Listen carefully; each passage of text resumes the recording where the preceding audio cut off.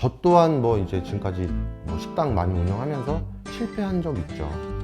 딱 한 번 실패를 했는데 그때 당시에 실패했을 때 가장 큰 실패 요인은 20대 중반쯤에 이제 창업을 했는데요. 그때는 사실상 저도 어린 나이부터 자영업을 조금 하다 보니까 돈에 대한 개념이 없고 이제 힘들어지고 난 다음에 흔히 말하는 그때 당시에 가장 바닥이었던 시기였어요.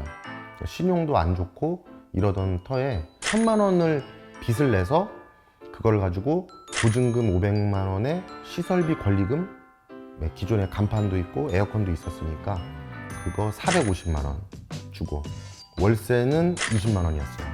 1,000만 원을 가지고 한우 전문점을 차렸죠.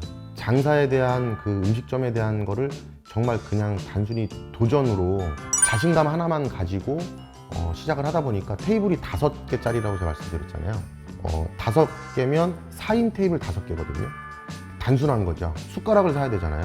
그럼 테이블이 5개면 가득 찼을 때로 계산하니까 4명씩 5테이블 20개인 거예요. 물컵 20개, 그리고 수저 20개, 공깃밥은 다 안 먹을 것 같은 거예요. 그래서 20개 안 사고 10개인가 사고.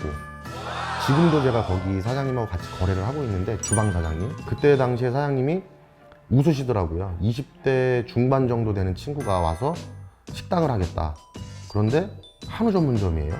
근데 테이블이 5개인데 수저를 딱 20개만 사가지고 가니까 그때 생각하셨다고 하시더라고요. 저 친구가 한 달 이내에 다시 오면 성공하는 거고, 다시 만약에 안 오면 끈기 없이 막상 장사했더니 힘들더라, 포기하고 아마 다른 업종을 찾을 거라고 거기 사장님은 판단하셨는데, 제가 딱 3주 만에 수저 20개를 더 사고 물컵도 더 사고 이렇게 이제 오더라는 거예요. 그래서 그때 사장님 말씀으로는 그래도 기본적인 그런 근성이라든가 자신감이나 끈기는 좀 있구나. 근데 저는 그때 당시에 더 사고 싶었는데 사실상 돈이 없었어요. 50만 원 남은 거 가지고 간판도 외상으로 해야 됐고, 뭐 닥트 시설도 닥트 공기 이렇게 해주는 공조장치도 외상으로 그때 하고, 자신감하고 신용 하나 가지고 시작했던 것 같아요. 그 시절에는 정말 힘들어서 새벽까지 막 울고 했거든요. 근데 지금에 와서 생각하면 그때 힘든 시기가 있었으니까 오늘 조금 더 좋은 하루를 시작하지 않았나, 그렇게 생각해요. 일단은 실패 요인을 먼저 말씀드리는 게 나을 것 같아요. 저 또한 뭐 이제 지금까지 뭐 식당 많이 운영하면서 실패한 적 있죠. 이제 딱 한 번 실패를 했는데 그때 당시에 실패했을 때 가장 큰 실패 요인은 목적이 없는 자신감. 그러니까 아무런 뭐 요건도 준비가 안 되어 있고 단순히 그냥 자신감 하나만 가지고 식당을 창업을 하니까 메뉴에 대한 정체성도 없고, 그냥 단순히 나는 열심히 하니까 식당 하면 잘 될 거야 라는, 내가 음식을 정말 맛있게 만들어요. 라면을 잘 끓여. 라면 전문점을 창업을 이제 한 거죠. 그냥 귀를 닫게 되는 거야. 손님들이 오셔서 라면이 너무 불었어요 라고 하면 뒤돌아서면서 귀를 닫고, 라면이 이 정도는 돼야지 뭐 안 익은 거를 먹으란 얘기야? 음식이 너무 짠 것 같아요. 홀에서 얘기하죠. 사장님 음식이 좀 짜다고 말씀하세요. 근데 너무 많은 자신감을 가지고 있으니까 제가 무조건 표준이라고 생각하는 거야. 손님들하고의 소통도 없고 그냥 저 혼자만의 자신감. 내가 이거 만들어서 했는데 손님들 입맛이 잘못됐다라고 판단하는 거죠. 저는 그게 가장 큰 실패의 요인이라고 생각해요. 대중의 입에 맞춰야 되거든요. 식당은 예술을 하는 게 아니에요. 소비자가 원하는 거. 물론 이제 손님들도 오셔서 배고픈 손님들이 오시는 곳이 식당이 되어야 되는데, 손님들은 그런 생각 가지고 오시죠. 여기가 깨끗한가 안 깨끗한가 볼 거야. 친절한가 그렇지 않은가 또 확인하실 거야. 인테리어는 잘 되어 있는지 안 되어 있는지, 그러니까 여러 가지의 생각들을 가지고 오시거든요. 그 수많은 생각을 가지고 오시는 손님들을 대하는데 단순히 그냥 자신감이에요. 내 음식은 최고야. 짜다고 말씀하시는데 짠 물 더 먹어야지. 나는 그냥 손님들하고 소통의 문을 그냥 아예 닫고 그냥 나 하나에 너무 많은 자신감을 가지고 있다고 하면 가장 큰 실패의 요인이라고 생각해요. 손님이 말씀하시는 거 귀담아서 들어야 되는 거고, 그러니까 짜다 안 짜다의 기준은 사실은 없어요. 우리가 봐도 예쁘다 안 예쁘다의 기준은 없잖아요. 그러니까 뭐 맛이 없다가 아니라 맞지 않다. 대중적인 맛을 맞추려면 내 입맛이 대중적으로 가야 된다는 거죠. 너무 예민하고 너무 민감하고 정말 미식가의 입맛을 가지고 계신 분들이 사장님을 하면 그 식당은 사실상 잘 안 돼요. 대중적인 거, 푸근한 입맛을 가지고 내 입맛의 기준을 맞춘 다음에 손님이 짜다라고 하면 대중들은 짠 거를 요즘 좀 싫어하시구나, 좀 싱겁게 가야 되고. 성공 요인은 말씀드린 대로 대중들이 이제 많이 찾는 식당이잖아요. 그래서 이제는 음식 맛은 사실상 뭐 식당 사장님들도 마찬가지고 드시는 손님들도 마찬가지고 그 수준이 상당히 높이 올라왔어요. 손님들이 예전의 손님들이 아니에요. 배고파서 한 끼 먹어야지라고 생각하고 식당에 오시는 손님은 전혀 없어요. 성공 요인은 이제는 전문성과 음식에 대한 정성, 맛이 있다 없다는 내 정성이 전달이 되면 내 입에 맞다. 열심히 정성 들여 만든 음식이 손님한테 그 정성이 조금 전달이 덜 됐다. 그럼 내 입에 맞지 않다가 되는 거지. 뭐 다양한 메뉴, 새로운 메뉴, 뭐 아무리 많이 만들고 괜찮죠. 근데 한 달, 1년 운영하기에는 좋아요. 제가 15년간 뭐 거의 10년, 15년간 한우 전문점만 운영했잖아요.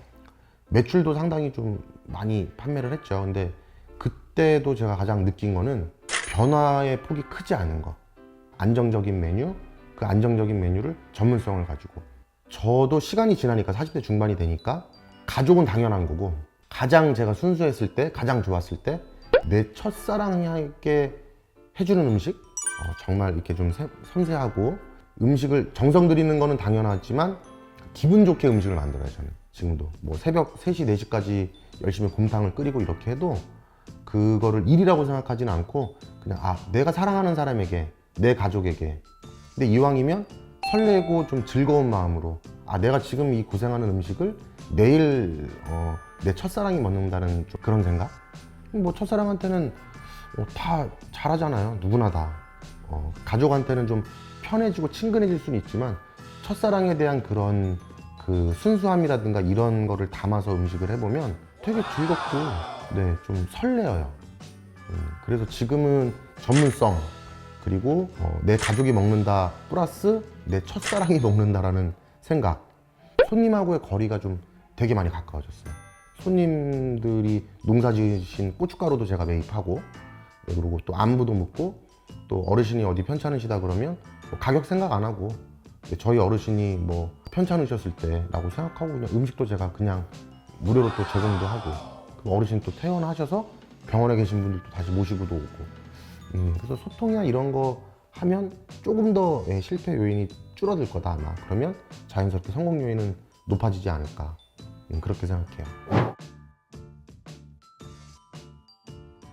처음에 제가 이제 그것도 날짜도 기억하고 있어요. 2008년도에요. 3월 21일 VJ 특공대 출연 섭외가 됐었던 거죠. 그러고 나서 6개월 정도 동안 정신이 없었어요. 그냥 저희 동네가 마비가 됐어요. 저희 그 한우 드시러 오시느냐고.